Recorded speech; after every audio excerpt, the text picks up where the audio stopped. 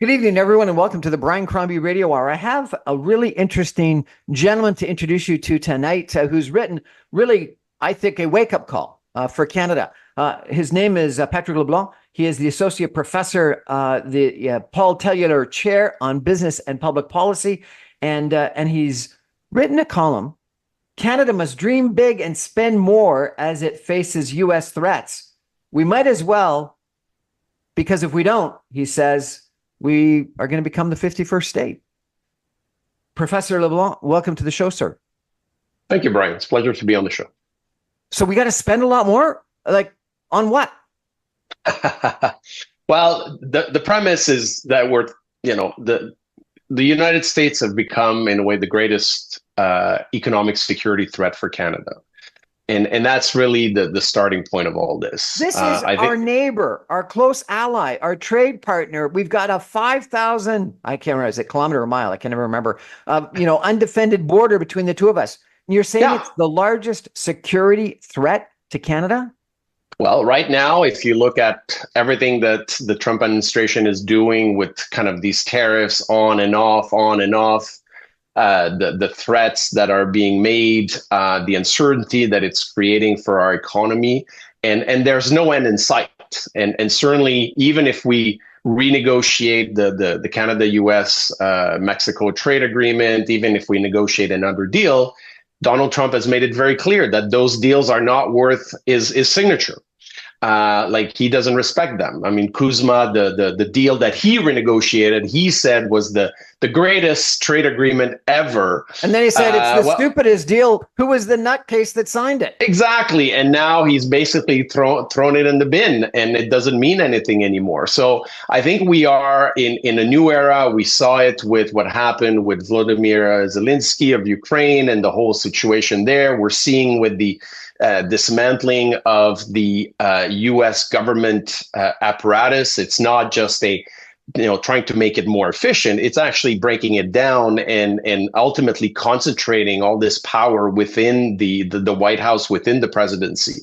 And these are very worrisome. I mean, people are talking about some kind of authoritarian government taking place in the U.S. And so with that, I think it's for Canada, for other countries, the Europeans, for instance, we're forced to question our relationship with the U.S. The fact, is the U.S. still an ally? Well, it still is, but there are threats that we should become the 51st state. That now even apparently reports say that in his Trump's conversation with Justin Trudeau, he talked about redefining the border, the sharing of water resources. I mean, these are worrisome and these are kind of threats to our economy, to our sovereignty.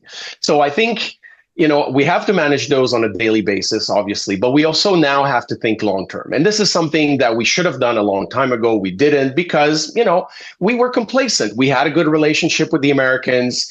Business was good. It was relatively easy to do business in the U.S. They were our partners, ally, as you mentioned, our friends, and we just kind of allowed ourselves to some extent to just be integrated, highly with the U.S. economy. But I think now that assumption doesn't hold anymore. We have to go back to the drawing board and find ways to reduce our dependence on the U.S. economy, on the U.S. military, defense.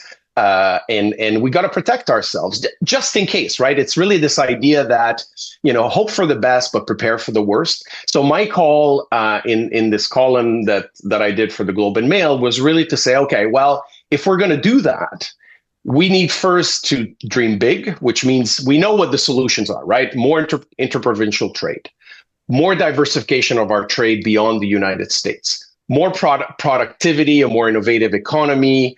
And we need to really look at our critical infrastructure, whether it's for the internet, whether it's for satellite telecommunications, all these things. How much do we depend on the United States, right? Just a quick example of this: our internet. It all flows through the U.S. We don't have our own capacity to actually communicate with ourselves across the country, let alone the rest of the world. So what if the Americans decide to turn off the tap? So that's one example. Okay, so let me, if I could, let me stop and ask you a couple of questions on some of these things. And on that issue alone, I read that these jets that we're ordering from the United States have got source code that we'll never get ownership of, and that will be resident in the United States, and the maintenance we're dependent on the United States. So effectively, if we ever had a dispute with the United States, they could control these fighter jets that we're buying.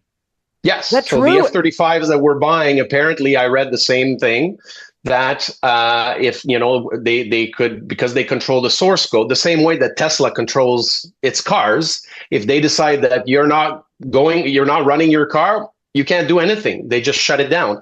So the same thing apparently could happen if the Americans wanted to shut down these new F-35s that are costing billions of dollars. And so ultimately, we are at the mercy of the Americans. So that's another example. Let me ask you a question. Yeah. You said 2 minutes ago that this is the biggest security threat to Canada. If that is true, why would we be buying jets from them where the source code is resident there and they could shut it down? Why would we do that? Well, I'm not an expert on that. What I've read, which I assume is the same thing that you've read, is that, well, we have to consider obviously the short-term costs and the ability to replace them. But I think what I've read is to say, okay, maybe it doesn't make sense to shut down and cancel the whole contract, given the cost that it would represent for our Canadian companies operating here, or even American companies operating here, contributing to the development of those planes. And it would also obviously just escalate the tensions with the US, which we don't really want to do. At this point, we're more in a kind of tit for tat response, as opposed to just say, well, F you US, we're going to go on our own. It's not to our advantage. So we need to manage the short term. But the idea was, well, perhaps instead of just having one fighter jet, we could look at having other fighter jets that the French, the Swedes, others are building, or the Brits, and say, okay, well, at least we have a plan B. And I think this is really the idea here that I'm calling for, that, the US is still, it's our plan A, but we have to realize that we need a plan B. And the plan B at this time, obviously, we can't disconnect ourselves from the US. Our geography, it is what it is, but we can certainly reduce our dependence on the US if we are willing to put the energy and the resources and the money to do so. So that means, investing in infrastructure to move energy, to move resources east and west. We've already started doing that with the TMX pipeline expansion that the federal government took over, because otherwise it was just going to fail. So in a way, that's a good example of where government can intervene, can lead the private sector, and actually do something that is good for our economic and national security. Yes, okay, so let me ask you a question about pipelines, because I think that's a great example. So the Canadian government invested in and took over a pipeline. Some people are talking about us needing to either do the Northern Gateway pipeline and take more of our natural resources from Alberta to the western coast. Other people are talking about a pipeline all the way to Atlantic Canada. And then Trump says, well, I'll actually approve Keystone XL, which is something that a couple of years ago we really wanted. So let me ask you a question. If Trump is going to approve Keystone XL, in the short to medium term, we can make a lot more money, because it's going to be easier. It's a market that we know. It's a market that likes us. It wants to buy. But then don't we become more dependent on the United States longer term? So you're the smart guy here. Should we be doing Northern Gateway, all the way to the East Coast, or Keystone XL? Well, I think now we have to look at all these projects, not only from an economic perspective, so are they, profitable, but we also have to put a sort of national security, economic security lens on it. That should be part of the analysis. Obviously, the more we integrate with the US, and Keystone XL is an excellent example of this, the more we become dependent on the US, and the more they can use that as leverage against us. That's what they're doing. Access to the US market is now a weapon. This is what Donald Trump is doing. So to me, if we have, we need to spend a lot of money, but I think I would start looking at projects like Northern Gateway or Energy East that you mentioned, not necessarily. I mean, businesses on their own might say, "Oh, well, it's not profitable for me." Fair enough. I understand. At the micro level, some of these projects may not be profitable. However, from a macro perspective, from a country perspective, they might actually be vital for our survival in the long term, economically and politically. So, and that's where governments need to intervene and maybe take on that national security risk. And so every project in my mind should be looked at that. Maybe Keystone XL should still be done, but then it's not an either or proposition. Let the private sector build Keystone XL if it wants to, but then find other players who would be willing to work and expand our capacity to move, for example, oil or natural gas west and east, because those are markets that also are not going to see the US as a reliable partner anymore. We can be a reliable partner, but we need to be able to get the stuff to them. That's a big problem. When the Europeans came knocking on our doors after Russia invaded Ukraine to say, hey, can we get natural gas? Pardon? We said there was no business case to well, there was no business case on an economic basis, right? That's the problem, is that now we have to expand in a way the criteria that we're looking at. They can't just be, are we going to make a decent return on investment just from a purely business perspective? We have to look at the return on investment, which could be, what if the US continues to weaponize its access to its market for Canadian companies and Canadian goods and services? Okay, that's really the question that we need to ask ourselves. Okay, let me ask you that question.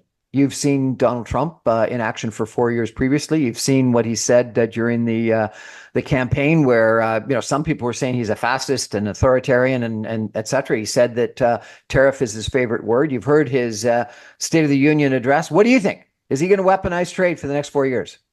Oh, he's going to definitely weaponize trade for the next 4 years. And my worry at this point is that even if he's no longer there, for whatever reason, I don't think that the MAGA threat is going away. I think with everything that's happening in the US, the fact that they're dismantling, the federal government, that, Trump loyalists who have been deemed incompetent for the jobs that they have at the top of the military, the FBI, the CIA, the Department of Justice. These are all MAGA people who don't seem to care about the laws, about the institutions. It's all about a power grab, and if not a money grab. I mean, the fact that Elon Musk is, going after all those who criticize him and Trump and finding ways to, not touch his own businesses with the government, or in fact, even create even more business. The fact that, what was it, Homeland Security willing to pay or spend $400 million on buying Cybertrucks? This is high level corruption, but in your face. So I don't see how, in 4 years' time, with this kind of, what we've seen in the last, not even 2 months, well, where's the United States going to be at that point? So we really have to think about the worst case scenario where the US becomes some kind of authoritarian government that is in full control, maybe an illiberal democracy or fully authoritarian. We don't know, but I think we need to prepare now, and it will take time for that possibility. If it doesn't happen, well, we'll just have more levers to negotiate with the Americans. We'll just be able to have more options. But if we keep going down this path of just relying on the US for everything and following what the US is doing, I think this is where we end up with as the 51st state. And I would take that threat seriously. I think, that when the Prime Minister says this is not a joke, somewhere in his discussions with Trump, Trump has made it quite clear that this is ultimately using economic force, and who knows in the future whether it would not be military force, because at some point he gets pissed off that we're not, playing the game that he wants us to play. Like, I wouldn't exclude it at this point. Like, it's, clearly Trump and his acolytes have done things that no one thought possible from the United States. Scary stuff. Scary, yes, and very scary. It is scary, but we can do things. We don't have to just be passive and allow it to happen. We're going to take a break for some messages. We're going to be back in 2 minutes with Patrick LeBlond talking about we have to spend some money if we're going to fight this threat of becoming the 51st state. Stay with us, everyone. Back in 2 minutes.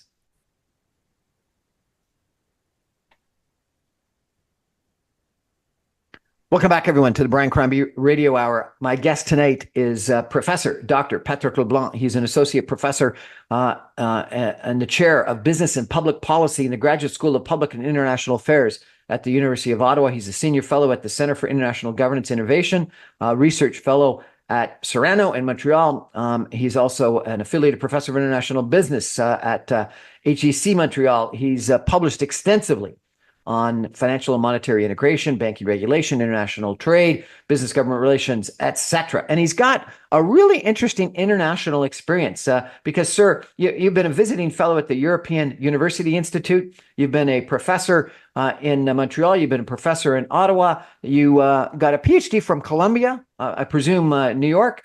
You've also got a master's in Cambridge and an MBA at Lund. So you've been all around the world in your educational career and in your professor career. So let me ask you one question.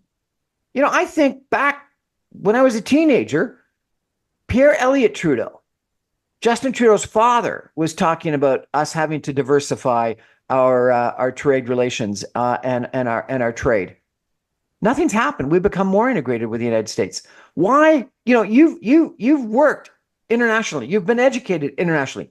Why have we done such a lousy job at diversifying our trade? Well, I don't think we've done a lousy job.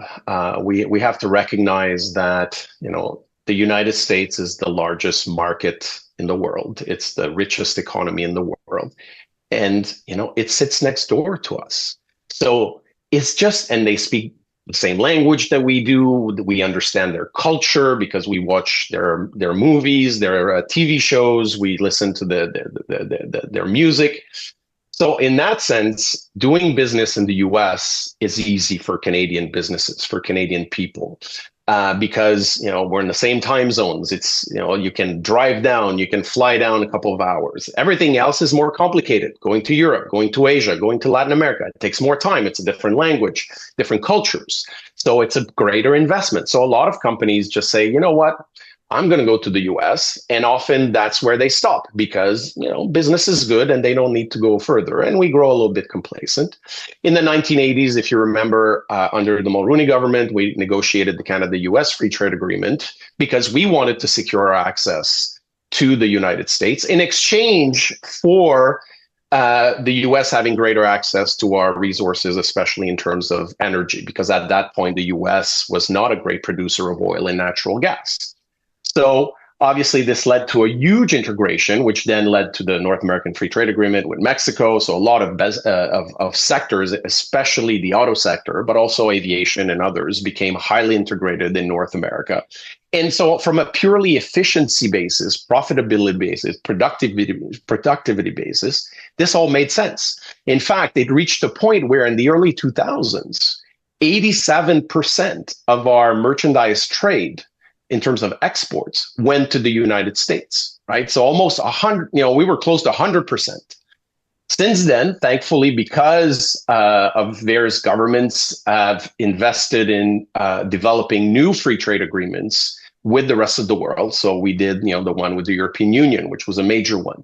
We even after Trump pulled out of the Trans-Pacific Partnership, we continued with countries like Japan and others to keep it alive, and now it's working. So, you know, that has allowed us to have a free trade agreement with countries like Japan, like Vietnam, Australia, all these things. So we have managed through these agreements to reduce, at least in terms of goods trade, our dependence on the US. We went from 87 to 75%, which is kind of where we were traditionally.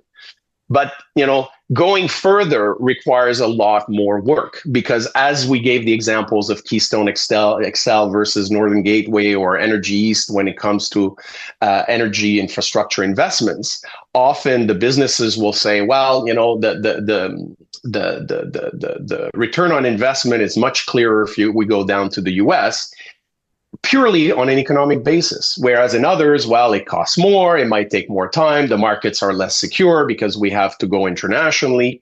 But now, given everything that's happening in the US, that has changed. And now we need to support Canadian companies, large ones, smaller ones, with building that infrastructure, with getting the stuff out of the ground to be able, and then being able to send it abroad to Europe, Asia, that requires a lot of money, and ultimately the governments will have to take the lead because the private sector, from a micro basis, is not going to do it on its own. So it has to be really a business government coordination and kind of a 10-year project that we're on.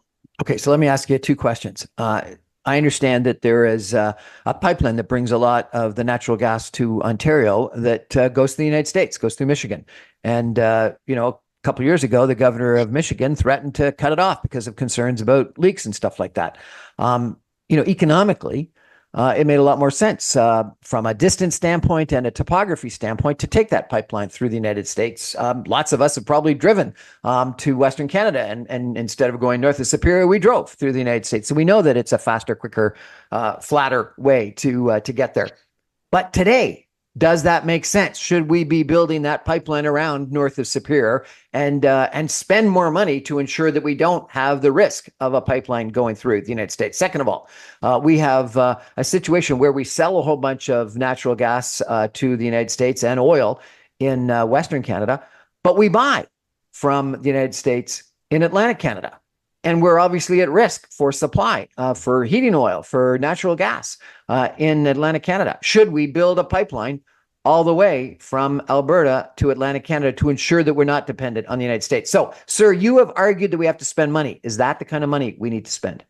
That is the kind of money that we need to spend. I think, as I said, we cannot rely on the US. They're no longer a trusted ally. They might, again, be one in the future. We don't know. But I think now we need to work under the assumption that they are not, and that at any time they can weaponize any of these things, whether it's natural gas moving through Michigan, whether it's the fact that a lot of the oil that is used or refined in Eastern Canada actually comes from the United. In fact, it comes from the United States, but sometimes, in fact, it's actually Western oil that kind of somehow transits all the way back to Eastern Canada. But we also import a lot of oil from the North Sea or from Algeria.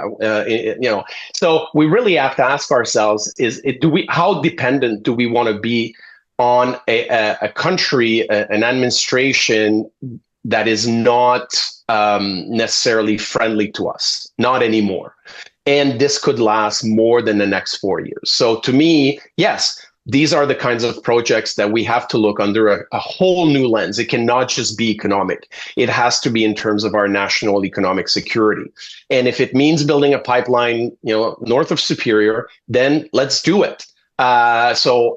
Those are really the things that we have to think about. And obviously, businesses are going to say, well, I'm not going to take that risk. How am I going to make money on this? So that means that's where governments can actually intervene to say, you know what, we understand this situation, but let's work together. We can take the national security portion, the risk portion of that project, but we need your expertise. We need your knowledge. And we also need investment from you so that ultimately, we protect our country, but you can still, you as a private enterprise can make money. So these are the kinds of logic. It's the same for small and medium-sized enterprises that, do business in the US. Now you have to say, well, look, your market, now the cost benefit has changed.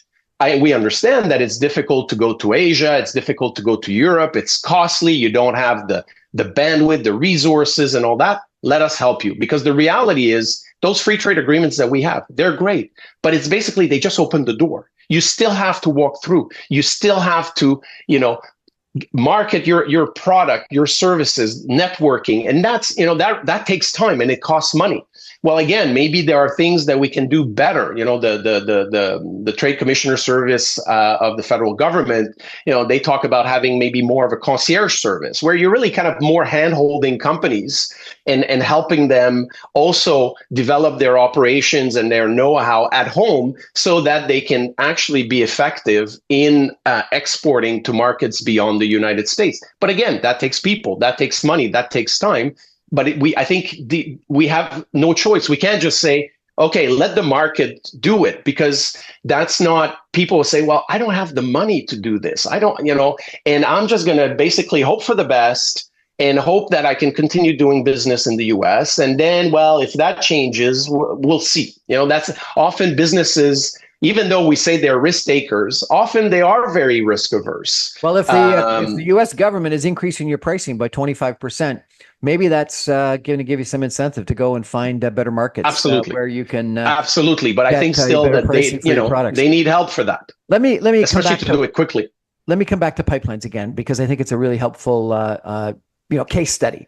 Yeah. So I am told, and I don't know if this is true or not, but I'm told that from a cost standpoint, from an investment standpoint, it actually makes economic sense to build some of these pipelines that you've been talking about. The impediment is government. The impediment is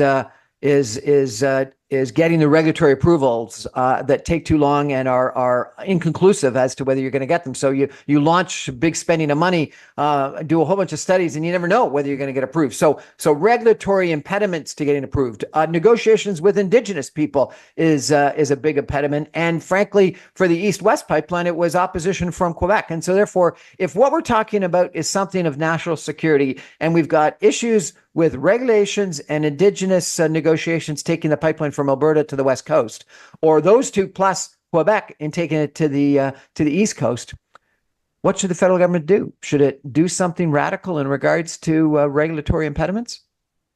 I think this is an issue that we need to address. I think certainly the threat to our national security makes that both the federal and provincial governments have to get involved. In some cases, some of the opposition to Energy East was mostly as a kind of risk, environmental risk, and not in the kind of NIMBYism that we often see. But it was not, a lot of these risks can be mitigated, whether it's environmental and others. Some people will balk at the fact that we would continue kind of digging fossil fuel energy out of the ground and selling it. Well, the reality is that if we don't do it, someone else is going to do it around the world. So, we should not be holier than the Pope and say, well, let's take advantage of that. And in that way, help ensure our future and reduce our dependence on the US. That means governments in some cases might have to say, okay, we need to accelerate this. This is a national security risk. Let's find ways to reduce the environmental risk. Let's work with Indigenous groups where they can share in the benefits associated with that and see how we can mitigate some of the concerns that they have. Maybe in the past, and I don't know enough about these deals, where, was there enough incentives for Indigenous groups to actually support, right? This is a negotiation, but I think at this point, instead of the federal government saying, okay, well, these are our rules, and we let kind of the technocrats take care of them, this has to become a political discussion. And then it has to be driven at the highest levels to say, we need to make that happen. And we need to make that happen fast. How can we minimize the risks? Because there are risks. Let's not fool ourselves that there are no environmental risks and all that. But we can do that. The same with environmentalists who will say, oh, well, we're just going to produce even more carbon in the atmosphere. Okay, fine. But can we innovate? There are a lot of technologies that, whether it's investment in carbon capture or other green technologies to, again, try to mitigate those risks. Like, in a way, we got to put everything on the table, and we got to put it now, and it has to be dealt at the highest levels in order to do that. So I'm not saying that it's easy, but I'm saying that we need to do it. We don't have a choice. And in a way, by having this external pressure on us, it helps focus the minds, thankfully. Some people are saying, oh, well, thank you, Donald Trump, for finally getting Canadians to wake up and do the things they should have done. Now, I don't want to thank Donald Trump for anything, but that's the reality, right? That threat is an existential threat for the country. And that means that we have to look at all these projects in that light and find ways to make them happen. And in some cases, compromise will have to be made. And that's where the political level will have to come in. Already, Legault in Quebec has said is willing to reconsider the whole Quebec opposition to Energy East, for instance, in light of what's happening with the United States. And I think that's fantastic. And I think that some sort of fast tracking, if not like really, really fast tracking of regulatory approvals, given the current situation, is critical. But you've talked about the need for investment. So in addition to pipelines, what other investments, capital expenditures do you think are key for us to do in Canada right now? Well, I think, one example, for instance, is the fact that for our internet and data flows, we are dependent on the United States. To me, that's a huge risk in terms of critical infrastructure. So is Ford right to cancel this Starlink contract with Elon Musk? I think he is right. The fact that, and we've seen this in Ukraine, right, where Musk on occasion has threatened to shut down Starlink for the Ukrainian government. which basically makes them blind to whatever and impossible to communicate, and therefore is a real threat to their war effort against the Russians. Is that the kind of risk that we want to take, where one guy, because he's pissed off at the prime minister or at a premier or whatever, because they all act on a whim, decides that, you know what, we're just going to shut down that system in northern Ontario or something like that? I think these are the kinds of risks that we have, like the fact that someone can just turn off the switch or turn off the knob.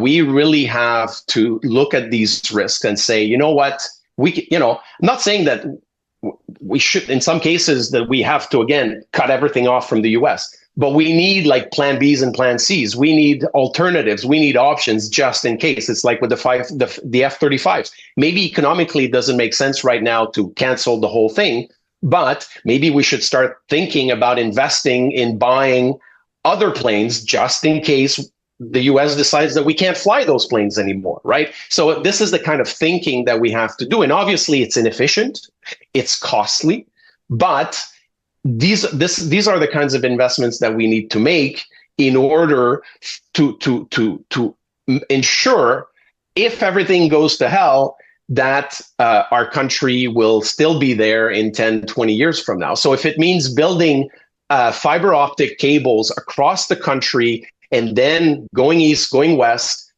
we should do it. I mean, the Chinese are doing it so that they don't have to depend on the Americans. Well, I can't see why we couldn't do it. Professor, you've worked around the world. You've studied around the world, comparative politics, economics, etc. Did you watch the State of the Union address? I did. When he said we're gonna take over Greenland, one way or the other, did you take him seriously? What did you think? I do. At this point, the fact that these are no longer running gags, right? And some people say that even one way or another was not in the script that he was reading. That's something that he came up with. I don't know if that's true. My sense with a lot of senior executives and politicians that I've interacted with, it's when they say those things off script, that's when they're actually speaking the truth. I think so. And I think the fact that he still comes back, about the 51st state, Governor Trudeau redefined, saying that the border agreements, from 1907 or something or 8 doesn't matter, that he wants to kind of rediscuss access to our water, because we know that this is a huge problem in the US, especially in California on the West Coast. So I take it seriously because, at this point there's a saying, right? When people say something, you should believe them and not just keep fooling yourself that, it's not going to happen. In this case, the Trump and the MAGA people have had 4 years to prepare for this. They knew they had another shot, and there are blueprints for that. And the fact that they hit the ground running from day one, and and it's been incredible every day what has been happening. And you're thinking, where is it all going to be in a year from now, in 2 years, in 4 years? And if we think that the guardrails of the United States, these institutional guardrails, are going to hold, right now Congress is not doing anything, right? Even though a lot of people say that what the Musk with the Doja and Trump are doing is illegal. Well, yes, there are a few, there are kind of lawsuits, but then again, even if the courts, and we know that the Supreme Court tends to be quite supportive of Trump, but even if the courts and ultimately the Supreme Court says, oh no, Trump, you're wrong, at this point, those decisions still have to be enforced. What if the government says, you know what, we're not going to enforce them? Well, and now what you're seeing is loyalists moving at the top of law enforcement, the military, all these things. I find this worrisome. So I think, we are in a very different world. And I think, if we look at the Europeans, they've been similarly lulled in when it comes to the US as their protector against the Russians. But now, again, the statements that have been made by the Trump administration vis-a-vis Ukraine, vis-a-vis Europe, vis-a-vis NATO, vis-a-vis support, The Europeans now are saying, you know what, we can't trust the Americans, that the Americans are going to be there to help us. They're talking about the UK and France and extending the kind of a nuclear umbrella to the whole of Europe. And even Poland now is talking about going nuclear because they're afraid that, well, if the Russians, because of the US moving out of the way, take over Ukraine, Poland is next, and they're really worried about that. So we're not the only ones here who are worried and should be worried. The Europeans are very worried. And in Asia, they're still hoping that the US, because now there's still this focus on China, so Japan, South Korea are more like, okay, yeah, the US still seem to be focused on Asia because of the China threat. But, North Atlantic, Canada, Europe, it's a very different ballgame from what we can see, and what is being said is, and what was said during the State of the Union speech by Trump is worrisome. He hasn't changed tact at all, and it's all about power grab and money grab. The Gulf of and that's Mexico, what he's all about ultimately. The Gulf of Mexico and Panama too. We're going to take a break for some messages and come back with our expert, Professor Patrick LeBlond, who's written a really interesting article about that we've got to dream big and spend more as we face U.S. threats. The very first thing he said when we started chatting about half an hour ago is that we've got to get rid of interprovincial trade barriers. And I'm going to ask him after the break what these are, why we haven't done it now, and why aren't we doing it like today, tomorrow. Stay with us, everyone. Back in 2 minutes.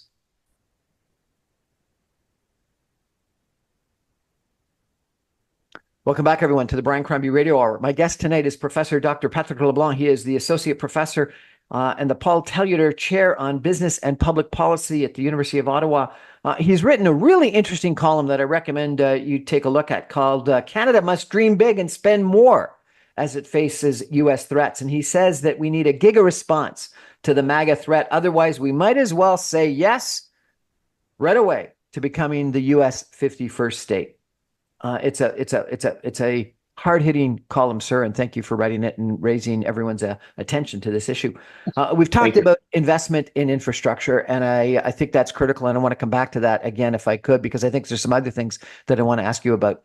But a couple of minutes ago, the first thing you said is that we got to get rid of interprovincial trade barriers. I've heard the governor of the Bank of Canada say that that Trump tariffs could take out, over 5%. I think he said 8% of GDP, but that we could actually do equal or better by getting rid of our interprovincial trade barriers. So, give me a sense of what these are, and why the blank haven't we got rid of them already, and why aren't we doing it tomorrow if there's if they're right, that there's as much benefit or more in getting rid of interprovincial trade barriers as there is in the threat from Donald Trump. Yeah. Well, I think the reason why it has not happened obviously lies with the provinces much more than the federal government, because these are areas of competence, whether it's in terms of labor, in terms of the professions, where the provinces have competence and regulate, and so. What that means often why it hasn't happened is because, those vested interests in kind of protecting their market at the provincial level, are happy to continue like that because they benefit from it, right? So we can give easy examples where the monopolies, whether it's the LCBO in Ontario or the SAQ in Quebec, right? They have a monopoly on alcohol and they want to maintain that monopoly. So if, let's say, and this is a situation that has happened to me where I have friends who live in Montreal. They went to the Niagara Peninsula. They went to wineries. Then at some point, they found this wine that they just loved and they wanted to bring it back to Quebec. Okay, so here's a case. But then the winery said, hey, would you like to be on our kind of quarterly shipping of wine, to your house? And, oh, that would be great. And then, they start doing it. Oh, you live in Montreal, you live in Quebec. We can't ship to you. What do you mean? Oh, well, you need a license from the SAQ in order to import wine into Quebec, right? So then they call me and say, oh, well, can we have it shipped to your house? And then when you come to Montreal, you bring it to us, right? This is just one example. When I moved from Montreal to Ottawa. You're a smuggler. You're a smuggler. Well, at least the federal government has removed that. But yes, it is a form of smuggling. When I moved from Montreal to Ottawa, my financial advisor said, I can't follow you because I don't have a permit to operate in Ontario. He had to get one. And then my insurance company for my car said, "Oh, well, we don't have a license to operate in Ontario. You'll have to find yourself, a new insurance company." Like, these are the examples where we don't have a common market. The Prime Minister of Canada and the Governor of the Bank of Canada said we could get just as much benefit out of getting rid of interprovincial trade barriers as the threat from Donald Trump. What would you do? Well, I think if I were the federal government, the only thing you can do is bring the premiers together and butt heads, because you can't force the provinces to do these things. And then the provinces, in some cases, can't force the professional orders from making it easier for an accountant or a lawyer in one province to do business in another and provide services. Or in some cases, I don't know if you remember, there was this incredible situation, I think it was 2 decades ago, if not more, about margarine. The fact that margarine in Quebec is not the same color as in Ontario and other parts of the country. And that meant that the margarine that was produced in Alberta could not be exported to Quebec if it didn't have the right color. And apparently this was done to protect dairy producers in Quebec, right? So there are all these barriers. In some cases, some say, okay, well, what about protecting French in Quebec or across the country? You know what? That makes sense. But we already have rules that allow for bilingualism across the country on labeling.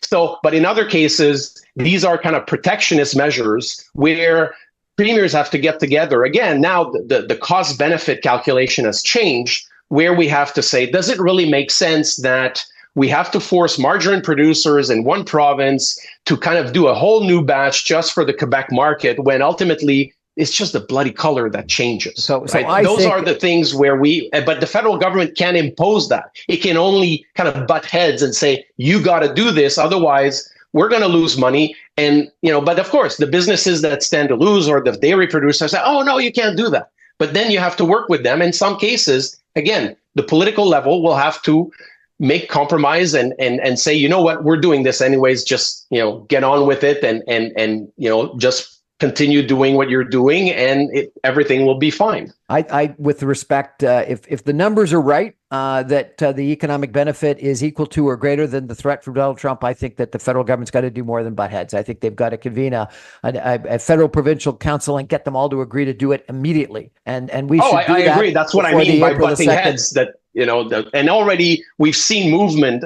quite quick happening. So that's good news. And in some cases, the provinces like New Brunswick, which did that, just basically dropped some of a lot of their restrictions. So, and the example from BC, Alberta, and Saskatchewan that have this kind of Western free trade, this is something that we should do across the country. If the West can do it, why can't we do it across the country? We talked about infrastructure. We've talked about pipelines. Are there other things that you think that we should be investing in? Some people think high-speed rail between Quebec City and Windsor is one example. Some other people have talked about a national grid. Are there things that you think that we should be investing in? Well, again, if we really need to look at everything that we're doing and look at the risks of what does it mean if we're too dependent on the U.S.? What does it mean if our grids, let's say electricity grids or others, are not interconnected at the national level in Canada? If it were, does it make our economy more efficient? Does it make our electricity grids more resilient? Or not? Maybe not. So these are, I'm not an expert on all these things, so I can say, yes, we have to do it, but we have to look at these things. I think this is really important when it comes to infrastructure.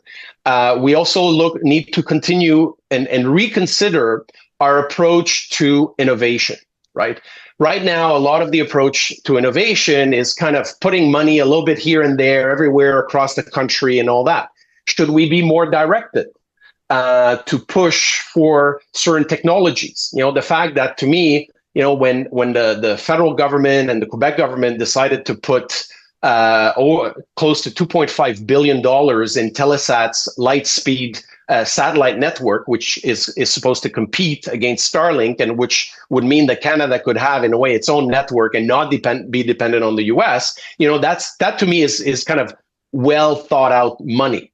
The fact that we put tens of billions of dollars in the battery supply for Nordvolt, which has now gone bankrupt. You're saying, okay, is that really where we need to put all these billions of dollars just to assemble batteries in Canada? Maybe it was, because it would convince the mining sector to kind of get out all the critical minerals that go into battery producing. Again, I haven't studied that in detail, but I think we need to question everything that we're doing. And we need to help companies, whether it's AI, it's one thing to say, okay, we have the best AI minds in the country, but how do we move those minds into commercial applications that can then be sold around the world, and including in the US, but certainly around the world. So it's not, so there are things that have been done on the infrastructure side, but I think we need to do a lot more when it comes to commercialization. We're very good, and we have great minds in this country. We're very good in research, but we're quite poor when it comes to commercialization, scaling up. We have a lot of small businesses that, have a hard time scaling up. So how can we help them scale up as opposed to just selling themselves to a US company or to a European company or a Chinese company? These are the things that we really have to question. The same with IP. A lot of our IP gets lost in intellectual property. So again, how can we work without forcing entrepreneurs to say, well, what if I want to sell my business? That should still be a private decision. I don't think the government can say, no, you can't, but because that's going to have an impact on private investment. But can we change the incentives, right? If you develop something with government money, well, should the government co-own the intellectual property instead of just saying, yeah, you keep it, you do whatever you want with it? Those kinds of things. I think we really need to rethink everything that we're doing, because, yeah, it's interprovincial trade. It's diversifying our trade away from the US, but it's also, and this is not new, the whole productivity, certainly interprovincial trade, removing those barriers would help. But we also need to do a lot more to increase the size and scale of our companies. We have a lot of small and medium-sized businesses, and those, we need to help them grow. And to grow, well, they need to export beyond the US. They need to have the support. They need to have the financing. So again, I think we're moving in the right direction, but we need to move a lot faster. And I think to do so is going to require leadership from our governments at the provincial, at the federal, and even at the municipal level. Because, one of the issues that we know, for instance, housing, again, that's a big problem. And, we need to invest there too, but it requires changes in terms of regulations at the provincial and municipal level. We know there are huge problems where municipalities say, yeah, I can allow the building of condos and apartments and this and that, but then I have no money to actually invest in the underground infrastructure to make this happen, to build the sewage system. And in Quebec, there have been cases where the provincial government is not giving any money, across the river from here in Gatineau. They're saying, hey, we can't just build on the top of the ground. We need to build underground, but we need money to do that. And us municipalities don't necessarily have that kind of money. So everyone's got to work together. This is really kind of a whole of society approach that we need to do. And we need to look at everything and make sure that it all works together, because often all these things are kind of treated in silos. And then people say, oh, you're doing that, but what about this? We're speaking tonight with Professor Patrick LeBlond from the University of Ottawa about that Canada needs to spend and invest if we're going to fight the Donald Trump threatened tariffs and the threat to our sovereignty. And if we don't, he says, we might as well become the 51st state. Stay with us, everyone. We're going to be back with one concluding question in just 2 minutes. Stay with us, everybody. Welcome back, everyone, to the Brian Crombie Radio Hour. My guest tonight is Professor Patrick LeBlond, who's written a really interesting article about what we need to do to combat the threat from Donald Trump. And he says we need to invest and we need a whole of society, effort in what we're going to be doing here. Sir, in the 1860s, there was the threat to Canadian sovereignty. There was interest in the United States in annexing Western Canada. And Sir Johnny Macdonald, our first prime minister, convened almost a coalition government. And had a plan for a national railway and had confederation. And you think about how we combated that threat at that time. It was confederation, it was a national railway, and it was almost a coalition government. What do you think we need to do now? Oh, I'm not sure that we need a coalition government. We certainly need, at the federal level, a government that understands the nature of the threat that we are facing, that is willing to make the very large investments that are needed to address that threat and reduce Canada's dependence on the US and protect Canada's sovereignty, economic and political. So I think that's what we need. I think there should be support for all those things from the other parties. We need the same kind of engagement from the provinces. Doesn't mean that everyone's going to agree on the how, but we need to understand on the what needs to be done at the strategic level, at the broader level. Then we can negotiate on exactly how it's going to be done. But it can't just be, okay, what's good for Quebec, but it's not good for the other country, right? So give an example where if Mr. Ford said, we're going to stop shipping electricity to New York State. Well, that might be good. But on the other hand, what happens when in the summertime, BC needs electricity from, Washington State? Then is that at some point going to hurt them where, Washington State saying, well, we're not sending you electricity because, your Ontario province did that to our New York State, right? So we need to be strategic and we need to understand what that could mean for other provinces or other parts of the country, which is why really we all need to be on the same page, call it a real Team Canada approach. But I think, the McDonald idea at that time to do confederation, to do the transcontinental railway system, it's the same logic. How can we protect ourselves from the United States? What do we need to do at all levels of society, at all levels of the economy, in terms also of our security and defense? It's everything has to be on the table and has to be looked at, and it has to be looked at with all the stakeholders involved rapidly, and the political level at the highest level has to be involved to make those hard political decisions, because in some cases there will be hard political decisions. But let's understand, our country is threatened. It's an existential threat, and we need to address it quickly. Professor Patrick LeBlond, thank you so much for joining us. Thank you for your call to action in the article. Thank you for speaking about those issues today. I think we need people like you that are going to raise the issues and make sure that all Canadians realize this is just not him joking anymore. This is a threat to Canada, to our sovereignty, to whether we want to continue our way of life, or whether we all just want to become American. And I think it's critical that we listen to the professor and some of the things that he's got to say. Interprovincial trade barriers, for sure. I think that the federal government, the provincial government's got to get together and get rid of them right away. I think that the infrastructure spending that he's talking about is key, and I think that the regulatory impediments are the biggest problem, not necessarily the business case. And so therefore, that's a role that the federal government, Indigenous groups, and the provincial governments need to get together and solve, like tomorrow, right away. I do think that this investment in productivity, we've been just, as he said, is lackadaisical. We've been just taking our opportunities to ship to New York and ship to the United States for granted. And we need to become more efficient, more productive, and think about growing our Canadian companies. Diversification of trade, I think, is key. And if the federal government can play a role in assisting companies in that regard, I think that is important. And then I also think, and I look forward to further discussions with you or others on this. I think that the separation of our dependence from the United States on internet, on communications, on banking, on stock markets, on so many different things where, people said, why don't we have cellular telephone services from the United States come to Canada? Why don't we have banking from the United States coming to Canada? Why don't we have, airlines think about what would happen if they decided to ground all the airlines, if we were reliant on U.S. airlines. So I think that this sovereignty issue, separation from the United States, because as the professor has said, and we heard it from numerous European allies, we can't trust the United States anymore. The professor actually said we can't trust things that Donald Trump signs.